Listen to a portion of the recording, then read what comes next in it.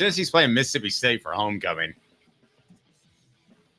Aren't you supposed to play like a really easy opponent for homecoming? Aren't you supposed to play an opponent that rhymes with Mutep or other Illinois or something? I mean, I don't understand why you play Mississippi State for homecoming. Will you explain that to me, Caleb? I am genuinely shocked by this decision. Honestly, I don't get it. Tennessee. Now, Mississippi State is probably the second worst team in the SEC going into this year. But I do think they made one of the most underrated hires in college football in Jeff Lebby. I think this dude is a great offensive mind. Josh Heupel's best team ever was 2018 UCF, and he had Jeff Lebby as his offensive coordinator that year. So this is a very, very good hire. And it's the type of hire where, you know, those guys that have great X's and O's to the degree that their first year at a school, they can actually have that school play very well, even if they don't have the talent. And Yes. It's that type of, like, I wouldn't be shocked if Mississippi State just shocks the world and gets 8 or 9 wins this year. So that makes it more shocking. My only explanation for them wanting to do homecoming then is I feel like they wanted to do homecoming in November, but they didn't want to do it the final 2 weeks of the season, which would be Vanderbilt and Nashville. They can't do it then, but the week before is UTEP, November the 23rd. And my only guess that they didn't want to do that is that's the week before Thanksgiving.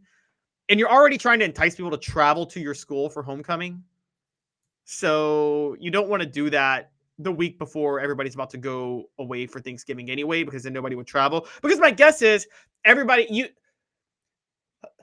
call it what it is, Dave. Homecoming's a way to keep attendance up for your really, really terrible game, isn't it? Yes, absolutely it is. Yeah. They're probably worried that they wouldn't be able to keep attendance up for UTEP anyway, because it's right before Thanksgiving. But why not go back to, like, I don't know, September the 14th, Kent State, third game of the year. Can't that be your homecoming game?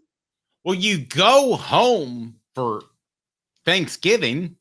I mean, homecoming and Thanksgiving could be on the same weekend. I don't think that would be the worst thing in the world. I just don't understand the Mississippi State, because I'm like you. I think they could be one of the surprise teams in the country. Now, if you go through the schedule, you got Chattanooga, the opener. That's not going to be homecoming. NC State, we know that's a neutral site game. How about Kent State? Excuse me. How about Kent State on the 14th? Then you have at Oklahoma. You're off on the 28th. At Arkansas, Florida at home, Alabama at home, off. Kentucky at home, Mississippi State at home. That's going to be your homecoming game. At Georgia, UTEP's the best fit on November 23rd, which you've already said. Now, I understand the Thanksgiving argument, but goodness gracious, it would almost make more sense to hold a homecoming at Neyland West at Vanderbilt on November the 30th than Mississippi State on November the 9th at home. I mean, goodness gracious, that just doesn't make any sense to me. That's a game you could lose on homecoming. And the last time that happened, it was a group of Hurricanes that came and just thumped the Vols. You don't want to lose a homecoming game. It just adds that little bit of, the talking heads can say, oh, and the Vols lost at homecoming. I'm not saying they're going to win that game, but it doesn't even feel right to have an SEC opponent as a homecoming opponent to me. Yeah, particularly think from attendance perspective real quick. I think Mississippi State's going to be one of the surprise teams. You're going to fill the stadium for Mississippi State, aren't you? Well, yeah, I would think so. And it's going to be a high-scoring offense. It's going to be excited. On the message board, Cody says, ain't nobody worried about Mississippi State. I'm not saying worried, but I'm just saying it seems like a strange game to. What I'm saying is you are wasting a chance. You're wasting a game that's going to fill up the stands anyway, and you should pick a game where you're going to have a hard time filling up the stands. And Mississippi State's not going to be that game. They'll be one of those dangerous teams by this point, and it'll actually be an exciting game for a lot of fans to go to. And you're not going to be worried about Mississippi State, but you are going to take them seriously if you're Tennessee because of what they're doing. So, I think. Look, I think this is a mistake. I'm just going to be honest with you guys. This is, to me, a kind of a big mistake. Well, I don't think it's going to cost Tennessee anything, though, because I think they end up winning that game either way, right? Yes, I think they end up winning that game. I think what it's going to cost Tennessee is financially, because they will lose a chance to fill more seats for say a UTEP game. Yep, exactly. Check So, this out. Check out my new TriStar Hats Co shirt. I absolutely love it. And I've got the trucker's hat as well. Those, by the way, are designed by Apex Apparel Group. 15% off your first order if your company needs any signage, any promo products for golf tournaments, anything like that. If you're a business owner, I'd greatly appreciate it if you call them, support our sponsors. That's why we're here. They design, brand, and market your way. Promo products, they got it. Apex Apparel. Go to yourapexapparel.com or just call Tyler at 865-919-3001, 865-919-3001. And they also are the producers of the TriStar Apparel. So you can go to tristarco.com. So, Caleb, Mississippi State for homecoming. Maybe this is a new trend. Maybe you've got a great homecoming opponent that garners all kinds of interest. I will tell you this. There should be a lot of points scored because I don't think State's going to be able to stop anybody. And I think they'll be able to manufacture some points with Levy at the helm. There is going to be a ton of points scored in this game. And that's another reason they shouldn't make this the homecoming game. This is one that everybody's going to want to go to. This is one that ESPN is going to promote heavily because there's nothing ESPN likes more than those really high scoring basketball football games at a late night, Saturday night, don't they?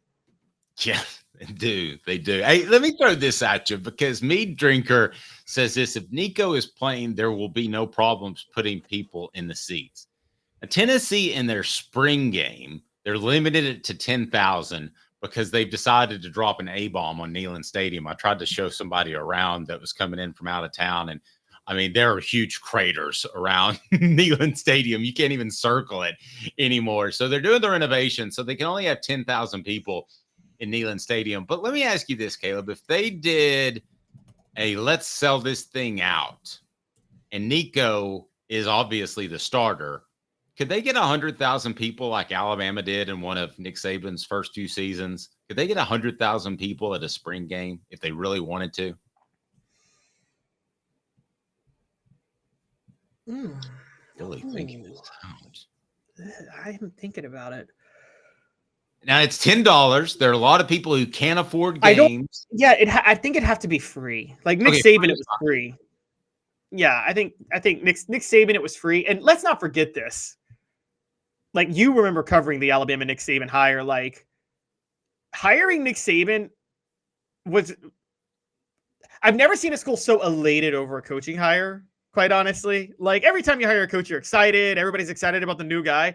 Alabama was like, we just hit the lottery. We got Nick Saban. Remember how they felt? You just knew that they were about to be the dominant program in the SEC for the next 10, 15 years, right? Like, there was no hope involved in that. No, you're right. And Kaylin asked the question, Alabama doesn't seat 100,000. No, it doesn't. But it does now. It's not 100,000. It is. They fill when they filled the upper deck on the other side. It's over 100,000 now. Check that for me because I don't think you're right there. Check that. Google that for me. Okay, but anyway, they were at about 92,000 at the time, and they had so many people in the concourses and people that couldn't get in. They estimated 100,000 people were in some form of attendance. Am I wrong on that? Bryant daily capacity 100,077 seats. Record attendance 101,821. Yep, they have. I stand corrected.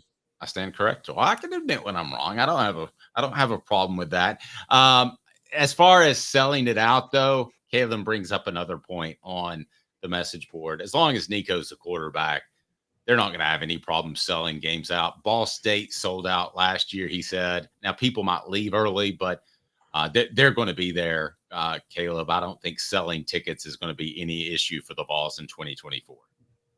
I disagree. I think selling tickets can be an issue in November when it's cold. Dave, it's November. Wow, not with this group. Wait. It's November, the week before Thanksgiving. Nobody's going to want to go paid to take their family to see the UTEP game. Yes, they will. This year they will. Most years I would agree with you. 1999 they would have, the year after a national championship game, championship season. There are some There are some years that you're just going to sell it out every year. Georgia's going to sell it out every year. I don't care if they play UTC 12 times. They're going to sell it out every single week. It's a different America than it was in 1999. It's a lot higher percentage of people's incomes to pay for tickets to go to games now. Well, and I'll give you that. That's very fair. It's a very yeah. good point. So, and the stadiums would rather than sell out, they'd still rather sell those luxury tickets that are more expensive, because even if they don't sell out, they're selling enough of those luxury tickets that it makes up for what they were filling up back in the day.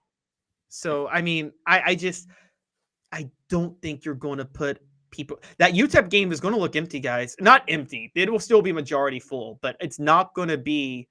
It'll be the weekend before Vanderbilt. And quite honestly, here's the other point. The only way it'll fill up is this. Here's one way it fills up, Dave, and I just thought about this. Nico's in a Heisman race, in a really legitimately good Heisman race with some other quarterback, and his stats matter. Then everybody's going to go to the UTEP game because they want to see if Nico puts up the stats necessary to keep his Heisman stock high.